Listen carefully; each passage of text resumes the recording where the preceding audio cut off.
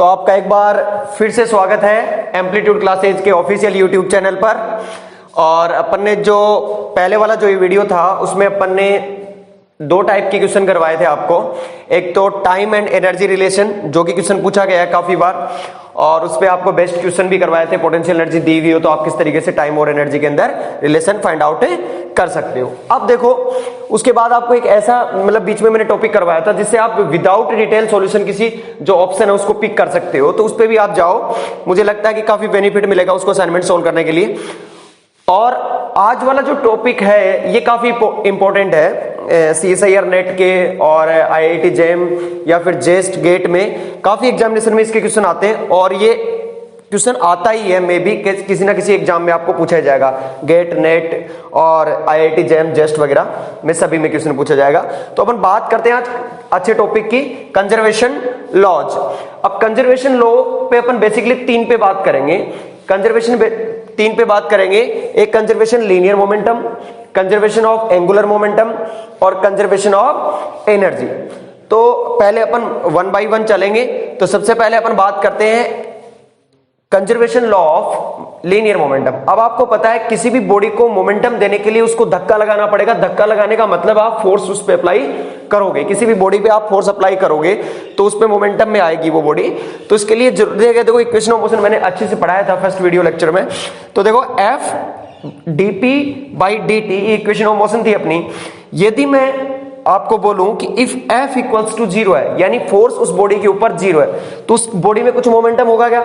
नहीं। तो moment body क्या रहेगी? कांस्टेंट। इसका मतलब then dp by dt equal to 0 है, तो P कांस्टेंट होगा या कंजर्व्ड होगा।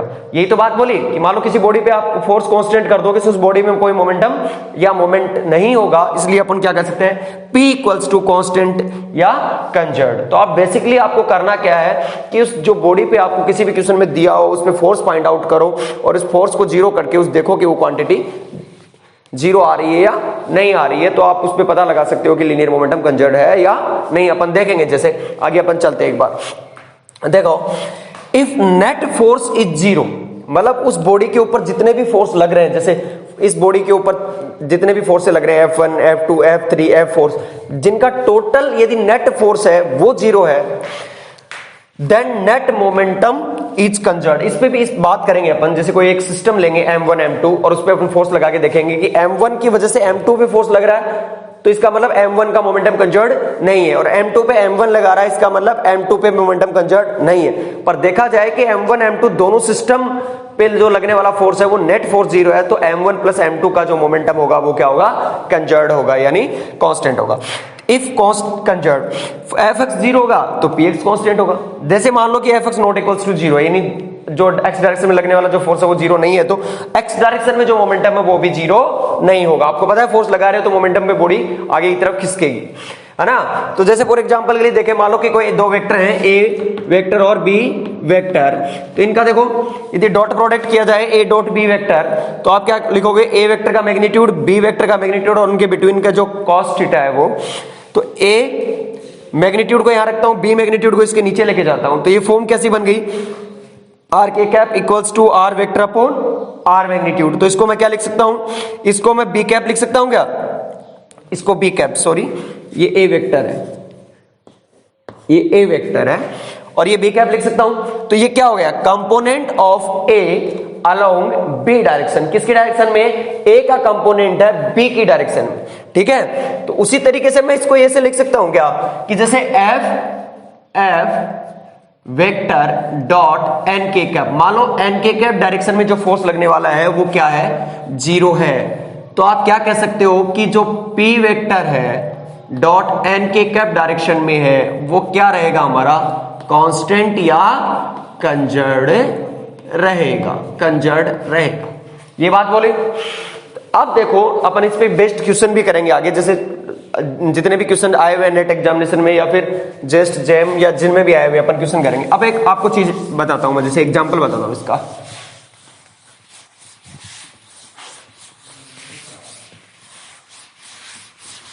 देखो, मान लो कि एग्जांपल अपना ये पहला फर्स्ट एग्जांपल देखो, ये देखो मास M1 है और ये मास m2 है, मास m2 है, ठीक है। ये मास m1 और m2 है, ठीक है। तो देखो m2 इस पे फोर्स लगाएगा और m1 इस पे फोर्स लगाएगा। तो मैं कहूं आपको कि देखो force on m1 is not 0, then momentum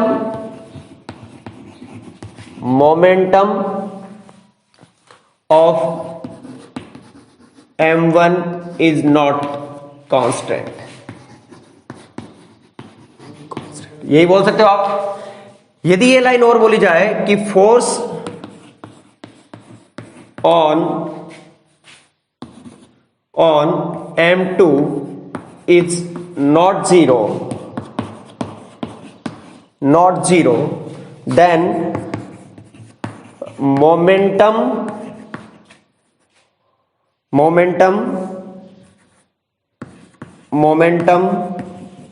of m2 is not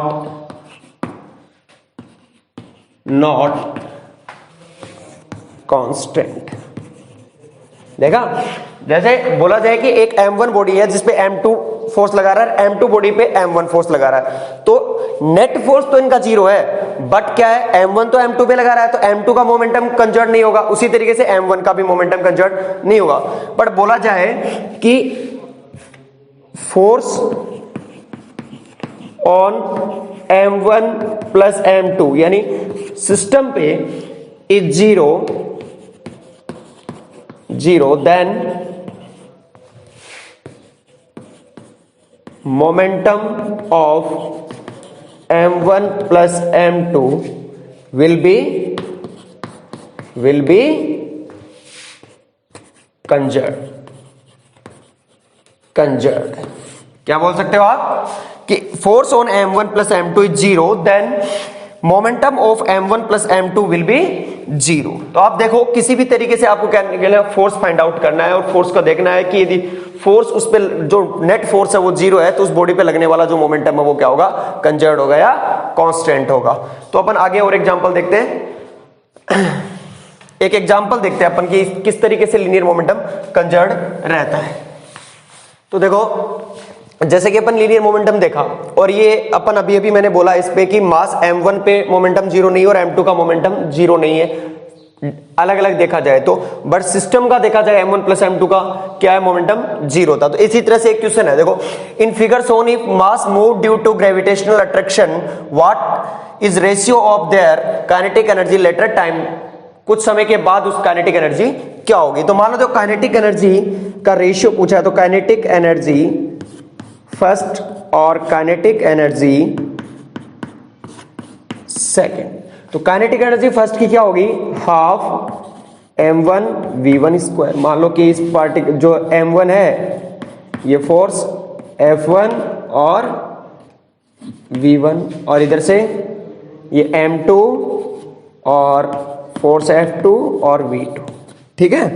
तो देखो काइनेटिक एनर्जी देखा जाए तो हाफ m2 और v2 स्क्वायर, हाफ से आप कैंसिल, तो वैल्यू कितनी आई अपने पास, m1 v1 square plus m2 v2 square, ठीक है।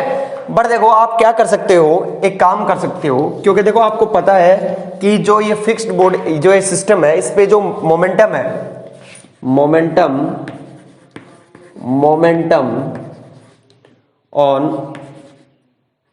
m1 plus m2 will be conserved. तो क्या कर सकते हो कि मोमेंटम क्या है, कांस्टेंट है या कंजर्व्ड।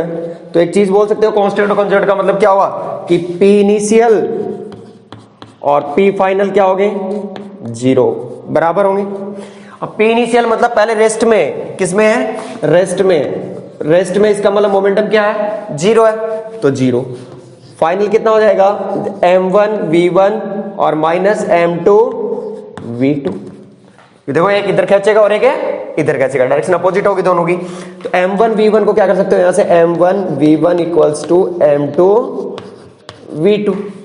तो यहां से क्या कर सकते हो आप, v1 प्लस v2 की जगह क्या लिख सकते हो आप, m1 अपॉन m2। अब ये v1 v2 की वैल्यू उठाए कहां रख दो, यहां पे। तो वैल्यू क्या आएगी, m1 अपॉन m2, स्क्वायर है ना यहाँ पे, तो इसका स्क्वायर करो, क्या आएगा, देखो v1 अपॉन v2, और सॉरी देखो ये जो वैल्यू है ये m1 नीचे जाएगा तो m2 अपॉन m1 आएगा। क्या आएगा, m2 अपॉन m1 आएगा। तो यहां वैल्यू रखोगे तो क्या आएगा, m2 square upon m1 square. तो m1 से m1, m2 से m2, तो रेशियो क्या आ गया अपना, m2 अपॉन m1। ये वैसे कोई क्वेश्चन नहीं था, पर डायरेक्टली इसको अपन यूज करेंगे कई क्वेश्चंस में, जिससे बेसिकली पूछा जाएगा इस टाइप के ग्रेविटेशनल के जो क्वेश्चन होंगे उनमें, क्वेश्चन बेस्ड जो क्वेश्चन होंगे उनमें अपन यूज करेंगे। तो काइनेटिक एनर्जी का रेशियो क्या आ गया, m2 अपॉन m1। तो ये बेसिक पार्ट है। लास्ट में जब वीडियो खत्म होगा तब इनके अपन प्रॉब्लम करवाएंगे इस कंजर्वेशन लॉ पे, जो नेट एग्जामिनेशन में पूछी गई है गेट में या जैम में, ठीक है। अब अपन बात करते हैं किसकी, कंजर्वेशन ऑफ एंगुलर मोमेंटम की। अब देखो जैसे फोर्स लीनियर मोमेंटम, और जैसे लीनियर मोमेंटम में फोर्स काम करता है, वैसे ही एंगुलर मोमेंटम में क्या काम करता है, टॉर्क काम करता है। किसी पॉइंट के अबाउट यदि टॉर्क जीरो होगा तो उस पॉइंट के अबाउट एंगुलर मोमेंटम भी क्या होगा, कंजर्व होगा। ये बात, जैसे टॉर्क होता है वो क्या होता है, आर क्रॉस एफ, है ना। तो अपन देखते हैं अभी, देखो कंजर्वेशन लॉ को अच्छे से देख लेना, काफी क्वेश्चन हो जाएंगे आपके। तो अपन लीनियर मोमेंटम कंजर्वेशन देख चुके हैं और उस पे बेस्ड एक एग्जांपल देखा था। आगे और भी एग्जांपल्स देखेंगे जो नेट में कैसे क्वेश्चन पूछे जाते हैं उसके ऊपर बेस्ड। अभी उनका बेसिक पार्ट कर रहे हैं अपन। तो अब अपन बात करते हैं नेक्स्ट पे, कंजर्वेशन ऑफ एंगुलर मोमेंटम। तो मैंने कहा था जो लीनियर मोमेंटम और एंगुलर मोमेंटम में, लीनियर मोमेंटम में फोर्स जब किसी बॉडी पे अपन लगाते हैं, उसी तरीके से लीनियर मोमेंटम घुमाने के लिए अपने को क्या यूज लेना पड़ता है, टॉर्क। जो फोर्स का काम लीनियर मोशन के अंदर, जो फोर्स काम करता है लीनियर मोशन में, वैसे ही एंगुलर जो मोशन होती है उसके अंदर टॉर्क काम करता है। तो फोर्स और टॉर्क जैसे लीनियर मोशन में फोर्स काम में लेते हैं, वैसे एंगुलर मोशन में क्या काम में लेते हैं अपन, टॉर्क काम में लेते हैं। तो देखो नोट्स बना रहे हो तो अच्छे से प्रिपेयर करो। देखो इफ टॉर्क का मतलब क्या हो गया, टॉर्क का मतलब हो गया आर क्रॉस एफ। जानते हो आप अच्छे से टॉर्क का formula, acting on A system, मतलब एक सिस्टम पे टॉर्क काम कर रहा है और अबाउट सम पॉइंट, किसी एक पॉइंट के अबाउट क्या कर रहा है, टॉर्क काम कर रहा है। क्या काम कर रहा है, टॉर्क काम कर रहा है। सम पॉइंट इज जीरो, मतलब उस किसी एक पर्टिकुलर पॉइंट यानी अबाउट पॉइंट के टॉर्क क्या है, जीरो है। Then angular momentum L R cross P about that point is conserved. क्या है, उस पॉइंट के अबाउट क्या होगा, एंगुलर मोमेंटम कंजर्व्ड होगा। तो देखो अपन देखेंगे, जैसे पोटेंशियल एनर्जी गिवन होगी उससे अपन एग्जांपल्स करके बताएंगे। जैसे पूछा जाता है कि क्वेश्चन में दिया जाता है कि पोटेंशियल एनर्जी ये है, तो इसके लिए कौन कौन से एंगुलर मोमेंटम के कंपोनेंट क्या होंगे, कंजर्व्ड होंगे, तो उन पे बेस्ट क्वेश्चन करेंगे अपन। तो देखो if torque equals to zero, torque equals to zero, तो देन एल कंजर्व्ड होगा कि नहीं होगा, एल क्या होगा, कंजर्व्ड होगा। अब देखो जैसे एग्जांपल, टॉर्क बराबर क्या होता है, डीएल बाई dt। अब देखो जैसे क्या होता है dp बाई dt, जो लीनियर मोमेंटम का काम, लीनियर मोशन के अंदर मोमेंटम का काम p करता है, उसी तरीके से एंगुलर मोमेंटम काम करता है एंगुलर मोशन के अंदर। तो ये भी एक इक्वेशन ऑफ मोशन ही है। तो देखो l की जगह क्या रख सकते हो आप, r क्रॉस p। अब जैसे इसको ओपन करोगे तो देखो p को ऐसे कैसे रहने दो और dr बाई dt क्या हो जाएगा, v plus r cross f, क्योंकि r को ऐसे कैसे रहने दो और dp बाई dt, तो ये f हो गया, ठीक है। अब देखो P को अपन क्या लिख सकते हैं, m into v, mass into velocity. अब दोनों क्या है, सेम वेक्टर है, v क्रॉस v, तो इनका क्रॉस प्रोडक्ट क्या होगा, जीरो, क्योंकि इनके बीच में जो एंगल होगा वो क्या होगा, 0 डिग्री का होगा, ठीक है। तो साइन जीरो कितना हो जाएगा, 0। तो क्योंकि a क्रॉस b क्या होता है, a का मैग्नीट्यूड b और साइन थीटा n की कैप डायरेक्शन, ठीक है। तो देखो v क्रॉस v तो 0 हो जाएगा, तो सिर्फ बचेगा क्या, r क्रॉस f। तो ये क्या हो जाएगा, टॉर्क बराबर क्या होता है, r क्रॉस f, ठीक है।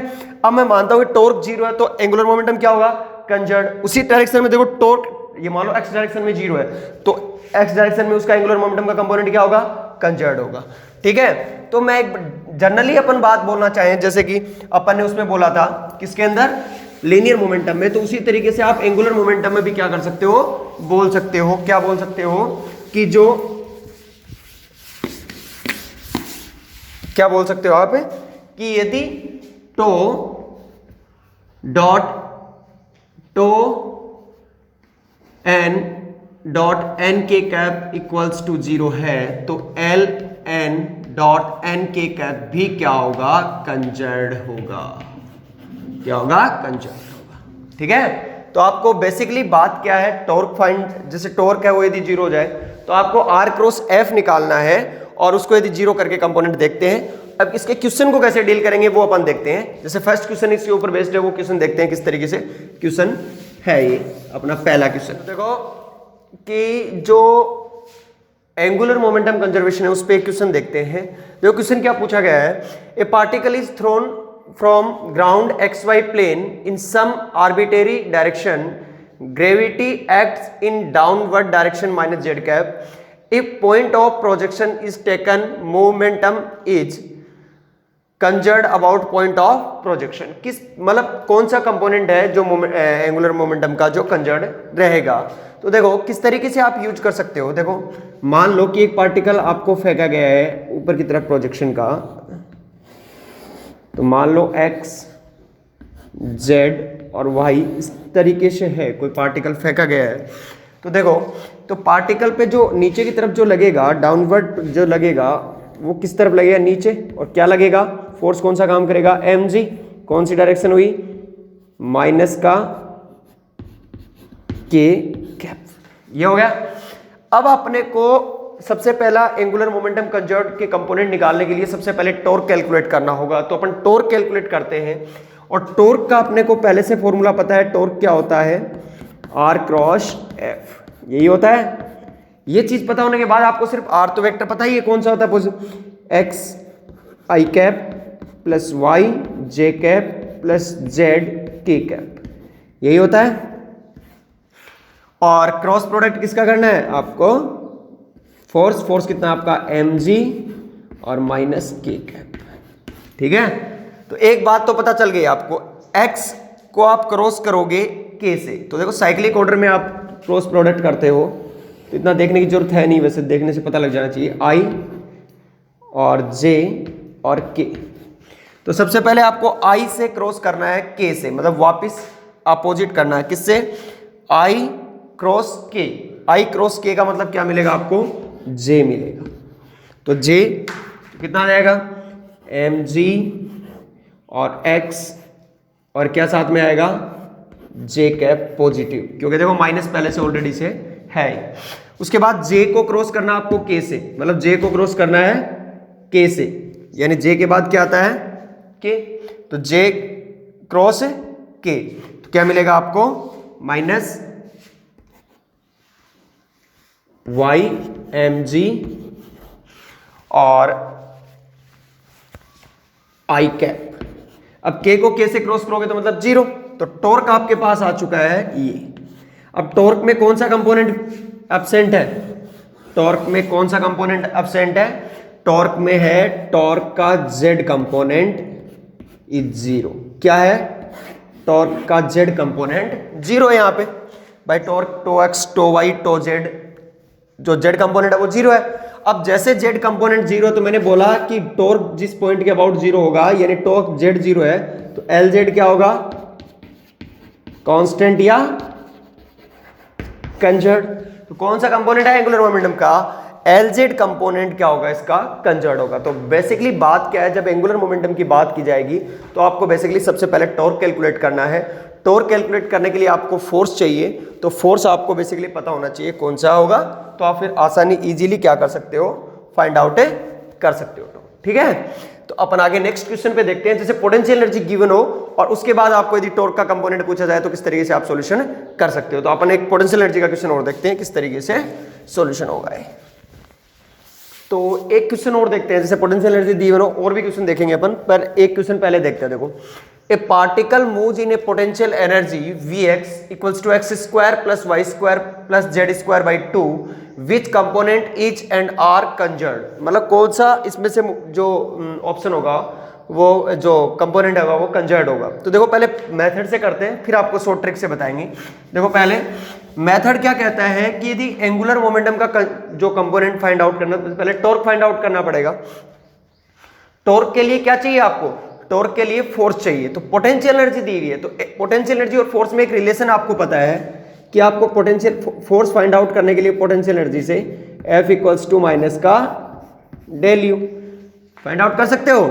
तो देखो F इक्वल्स टू माइनस, इसकी जगह क्या रखोगे?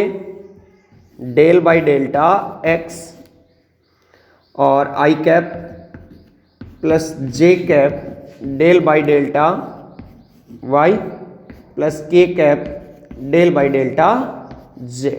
ठीक है, और साथ में क्या चल रहा है? u के रूप में X square plus Y square plus Z square by 2। तो एक बार करो, क्या आएगा? फोर्स क्या आएगा यहाँ से? F इक्वल्स टू, माइनस को बाहर रखो ऐसे कैसे एज इट इज, क्या आएगा? एक बार x का उकल होगा तो 2x आई कैप, ये आएगा। y का 0 z का 0, y के सापेक्ष करोगे तो क्या आएगा? 2y j cap plus z के सापेक्ष करोगे तो क्या आएगा? z और k कैप। ये मिल गया आपको फोर्स। अब आपको क्या मैंने बताया था कि एंगुलर मोमेंटम के कंपोनेंट फाइंड आउट करने के लिए पहले आपको कैलकुलेट करना पड़ेगा टॉर्क। तो टॉर्क का क्या फॉर्मूला होता है? टॉर्क होता है r क्रॉस f, ये होता है। तो r तो आपको पता है x I cap plus Y J plus Z के कैप, क्योंकि कार्टेशियन कोऑर्डिनेट सिस्टम के अंदर है। तो देखो टॉर्क फाइंड आउट करने के लिए अपन क्या करेंगे, इस मेथड से कर लो आप, इजी रहेगा। अभी फिर शॉर्ट ट्रिक से करना, वैसे कैलकुलेशन आप अपने हिसाब से करो जैसे भी आपको क्रॉस प्रोडक्ट करना है। देखो आई कैप जे कैप और के कैप, तो आर क्रॉस का मतलब एक्स वाई और जेड, एफ का मतलब क्या है? देखो माइनस को तो बाहर रखो और क्या आएगा? 2x 2y और z, ये आएगा। तो अब एक काम करते हैं, इसको कैलकुलेट करते हैं। क्या आएगा? देखो टॉर्क इक्वल्स टू आएगा माइनस, ऐसे कैसे, बाहर रखो इसको। देखो ये गया ये गया, तो वाई जेड माइनस, देखो ये गया और ये गया, वाई जेड माइनस 2yz, ठीक है। और आई कैप इसी तरीके से माइनस, जे वाला होगा तो माइनस माइनस प्लस हो जाएगा, ठीक है। अब देखो ये गया और ये गया, तो क्या आएगा? एक्स जेड और माइनस का 2xz, तो xz माइनस का 2xz, और के कैप में क्या आएगा? जे कैप आ गया। के कैप में कौन सी टर्म आएगी? ये गया और ये गया, तो 2yx माइनस 2yx, तो 0। इसका मतलब टॉर्क में कौन सा कंपोनेंट एब्सेंट है? टॉर्क में देखो z कंपोनेंट है जो एब्सेंट है, यानी z कंपोनेंट एब्सेंट है। तो डायरेक्टली अपने को पता चल गया कि टॉर्क क्या है? 0 है। इसका मतलब डायरेक्ट टॉर्क का मतलब एल टो जेड 0 है, तो एल जेड क्या होगा? कंजर्व्ड होगा। क्या होगा? एल जेड कंजर्व्ड होगा। ऑप्शन तो आपको पता चल गया है कौन सा है? एल जेड ओनली वाला ऑप्शन करेक्ट होगा। बट इस क्वेश्चन में इतना करने की जरूरत भी नहीं थी। इस टाइप के क्वेश्चनों में देखो आप आगे भी ध्यान रखना, इस टाइप के जो क्वेश्चन होंगे उनको आप किस मेथड से करोगे। ये तो आपका जो मेथड था, उसी जो लॉन्ग मेथड था उससे आपको, जिससे ऑल क्वेश्चंस होते हैं। पर देखो जिस तरीके से पोटेंशियल एनर्जी की आपको कोई फॉर्म दी हुई आए इस टाइप से, तो याद रखना शॉर्ट ट्रिक है, इसको थोड़ा ध्यान में रखना और समझना भी। शॉर्ट ट्रिक को लगाने से पहले शॉर्ट ट्रिक पता भी होना चाहिए। तो देखो शॉर्ट ट्रिक में आप क्या करोगे? शॉर्ट ट्रिक में आपको याद रखना है कि जो फॉर्म है वी एक्स की पोटेंशियल की, वो होनी चाहिए क्या? ax square plus B Y square plus C Z square. इस टाइप की जब आपको फॉर्म मिले, और यहाँ पे है भी ये देख लो X square plus Y square plus Z square by 2, इस टाइप की जब आपको फॉर्म मिले तो आपको देखना है कि देखो यदि ए और बी यानी क्या कोफिशिएंट ऑफ एक्स और कोफिशिएंट ऑफ वाई यदि इक्वल है तो याद रखना ऑलवेज एल जेड क्या होगा, कंजर्व्ड होगा या कांस्टेंट होगा। क्या होगा, यदि ए और बी बराबर होंगे तो जेड वाला बराबर, और इसी तरीके सिचुएशन में यदि बी और सी बराबर हो तो एल एक्स क्या होगा, कांस्टेंट। ठीक है, दोनों बराबर होंगे वो तीसरा कांस्टेंट होगा। ऐसे ही यदि मैं बात करूं आपको ए बराबर सी की तो कौन सा होगा, L Y constant.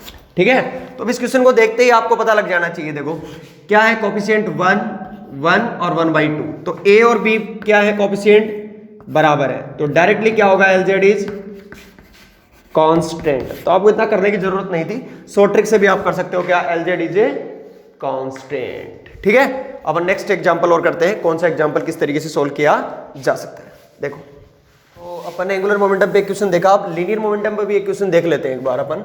A particle is 2 dimensional potential energy x plus 2y which of the following apart from the total energy of the particle is also a constant motion।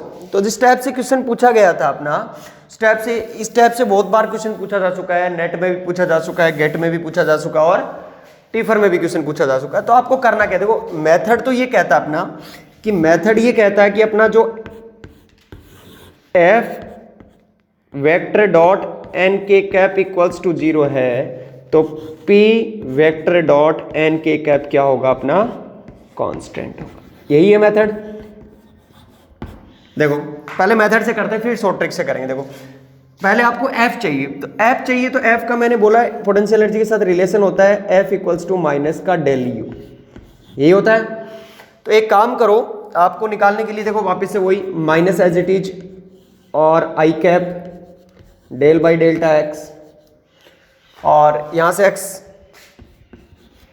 Plus 2y plus J cap del upon delta y x plus 2y। Z वाली term है नहीं इसलिए मैंने इसको include नहीं किया है। तो वैल्यू क्या आ जाएगी, देखो माइनस और इसके सापेक्ष 0 क्या आएगा, सिर्फ आई कैप, और इसके सापेक्ष माइनस को बाहर ही रख लो, क्या आएगा प्लस 2j कैप। तो अपने पास फोर्स ये आ गया। अब आपको यूनिट वेक्टर निकालना आता होगा, यूनिट वेक्टर मतलब डॉट एन के कैप 0 आ जाए तो यूनिट वेक्टर क्या हो जाएगा इसका, जिसमें 0 होगा है। देखो वैसे आपको आना भी चाहिए, देखो यूनिट वेक्टर क्या होगा, डॉट जिससे इससे जिस डायरेक्शन में फोर्स 0 हो जाए, तो मतलब एन के कैप क्या होगा इसका, एन के कैप होगा इसका माइनस और क्या होगा 2i कैप और माइनस का 2i कैप और माइनस का j कैप। अब नीचे क्या आता है इनका रूट, अपोजिट कर देते हो ना यूनिट वेक्टर निकालने के लिए, तो रूट 5। ठीक है, अब ये यदि इसका 0 है क्योंकि f डॉट क्या होता है एन के कैप इक्वल्स टू 0 है, यही तो क्या होगा, जैसे एफ डॉट एन कैप करके 0 भी देख लो, जैसे माइनस आई कैप है, ठीक है, और माइनस का 2j कैप है, और इनको किससे डॉट करना है 2i और minus j cap upon root 5। तो देखो ये क्या आएगा माइनस का 2 और ये minus minus plus 2 upon root 5, तो वैल्यू क्या हो जाएगी 0। इसका मतलब मोमेंटम क्या होगा, कंजर्व्ड होगा p डॉट एन के कैप। तो अपन क्या कह सकते हैं यहाँ पे डायरेक्टली इस क्वेश्चन को कि जो p होगा यानी p x i cap plus p y j cap, z वाला कंपोनेंट तो है ही नहीं, डॉट प्रोडक्ट किसके साथ होगा एन के कैप। एन के कैप का मतलब 2i कैप माइनस जे कैप, और ये जो √5 है इसको कांस्टेंट में भेज दो आप, ठीक है। तो देखो यहां से क्या आएगा, p डॉट आई कैप, तो p 2px और माइनस p y, तो ये ऑप्शन आपका करेक्ट हुआ। अब देखो इसमें से मैच करो, ऑप्शन पहला ही देखो क्या है, पी वाई और माइनस 2px, तो ये कांस्टेंट है ना, तो एक काम करो, जो माइनस को उधर भेजो, तो इसको P Y minus 2px equals to क्या लिख सकते हो आप, इसको कांस्टेंट लिख सकते हो। इसका मतलब क्या हो गया, पी वाई माइनस 2px, ये पहला ऑप्शन ही करेक्ट हो जाएगा। तो ये ऑप्शन भी नहीं है, ये भी नहीं है और ये भी नहीं है। बट एक देखो इसका शॉर्ट ट्रिक है जिससे आप इजीली इस क्वेश्चन को आप क्या कर सकते थे, पिक कर सकते थे। देखो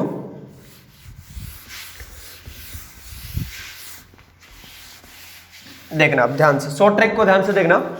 यदि आपको पोटेंशियल एनर्जी ऐसी दी हुई है, कैसी, ए एक्स प्लस बी वाई, तो आपको जो मोमेंटम लिखना है वो किस तरीके से कांस्टेंट होगा, सिर्फ इनके क्या करने हैं, जैसे y है तो मोमेंटम लिखना है यहां, ए ऐसे कैसे रहेगा, y, प्लस को साइन चेंज कर देना माइनस, और ये ऐसे कैसे रहेगा, b और p x, मतलब कंपोनेंटों को नहीं चेंज करना, बाकी सिर्फ डायरेक्ट अपोजिट करना और साइन चेंज करना है। तो देखो किस तरीके से क्वेश्चन था अपना पोटेंशियल एनर्जी दी हुई थी x प्लस 2y, यही थी।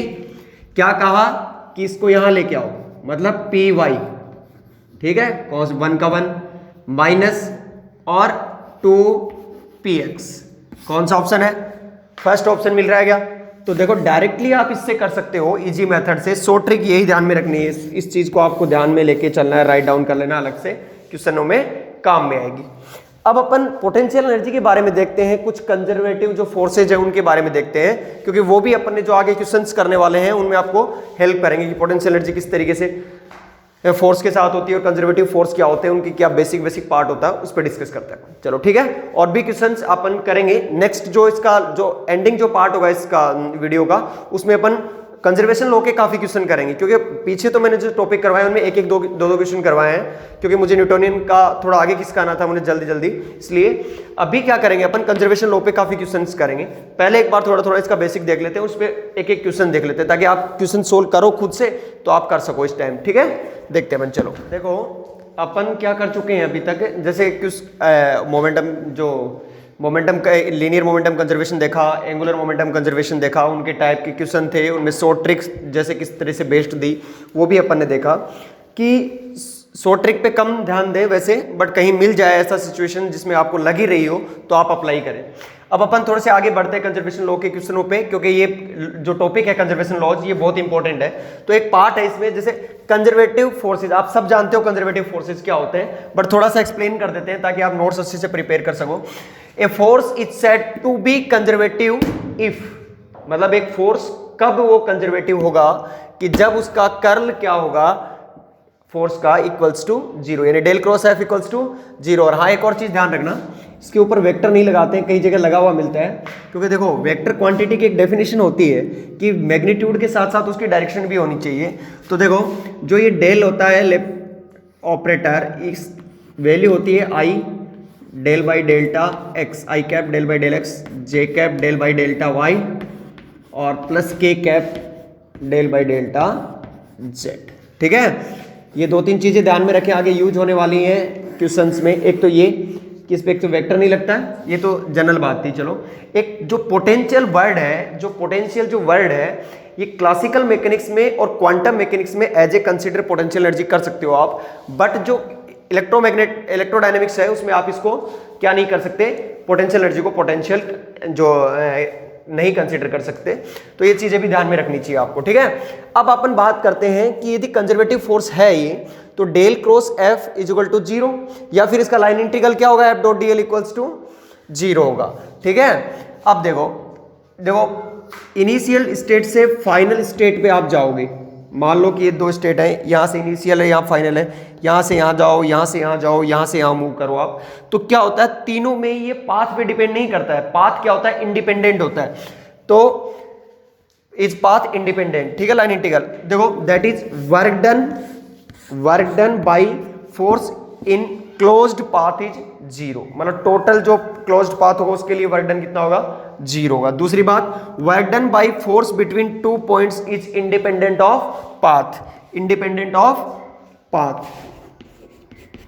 इसका मतलब देखो तीनों लाइन इंटीग्रल इक्वल होंगे, यानी इनिशियल टू फाइनल जा रहे हो आप, जा रहे हो यहां से यहां तक, पर आपके जो पाथ है वो क्या है, डिफरेंट डिफरेंट है, फर्स्ट सेकंड थर्ड, तो तीनों के लिए लाइन इंटीग्रल क्या होगा, इक्वल होगा। तो ये चीजें आपको ध्यान में रखनी है। अब देखो जैसे कुछ वेल नोन एग्जांपल देखते हैं जो कंजर्वेटिव फोर्स के वेल नोन एग्जांपल है, जैसे कि आप कूलम्बिक फोर्स या ग्रेविटेशनल फोर्स या स्प्रिंग फोर्स, ये जो एग्जांपल है, ये जो एग्जांपल्स क्या हैं, ये वेल नोन एग्जांपल हैं जो कंजर्वेटिव फोर्स के हैं। कुछ ऐसे एक्सप्रेशन भी हैं जो वेल नोन एग्जांपल के साथ साथ देखो क्या होते हैं, इनके लिए एक्सप्रेशन भी आपको याद रखने हैं। नहीं, इनको मैं लिखवा देता हूं अच्छे से कि Coulombic force, gravitational force, spring force, इसके साथ साथ कुछ ऐसे मैथमेटिकल एक्सप्रेशन है जो भी यदि इस टाइप से होंगे वो भी क्या होंगे, कंजर्वेटिव होंगे। तो देखो जैसे कंजर्वेटिव जो फोर्स की बात करते हैं अपन, तो कुछ एग्जांपल्स बात करते हैं जो आपको देखते ही आपको देखना नहीं है कंजर्वेटिव होंगे ऑलवेज।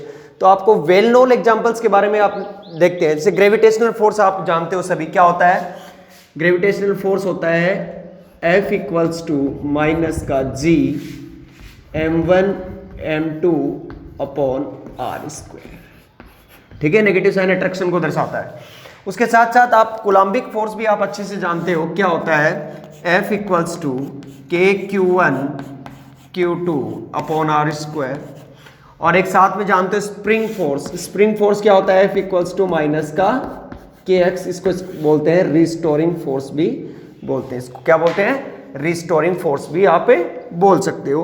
तो ये ऐसे एग्जांपल्स हैं, वेल नोन एग्जांपल्स हैं जो क्या होंगे, ऑलवेज कंजर्वेटिव होंगे। तो कंजर्वेटिव फोर्स में आपको देखते ही पता चल जाएगा कि यदि F कंजर्वेटिव है यानी डेल क्रॉस F क्या होगा, उसका जीरो होगा। अदर में देखो कुछ ऐसे पार्ट हो रहे हैं, देखो other well known mathematical form of conservative force, यानी कुछ ऐसी फॉर्म मैथमेटिकल शेप की जो कि कंजर्वेटिव होंगी ऑलवेज, वो उनमें देखो, उनमें क्या है कि जैसे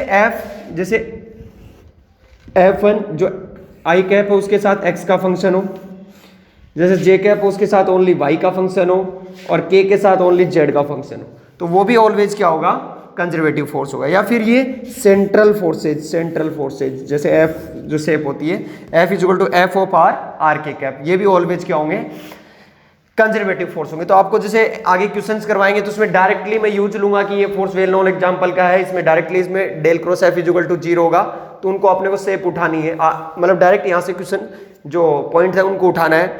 अब देखो जो अपन नेक्स्ट टॉपिक पे बात करेंगे वो करेंगे पोटेंशियल एनर्जी। ये भी बहुत इंपॉर्टेंट टॉपिक है जो बहुत सी चीजों में आगे काम में आने वाला है। आगे आप लैग्रांजियन करोगे तब भी आपको पोटेंशियल एनर्जी निकालनी पड़ेगी, तब भी वहां पे भी जरूरी टॉपिक होगा ये।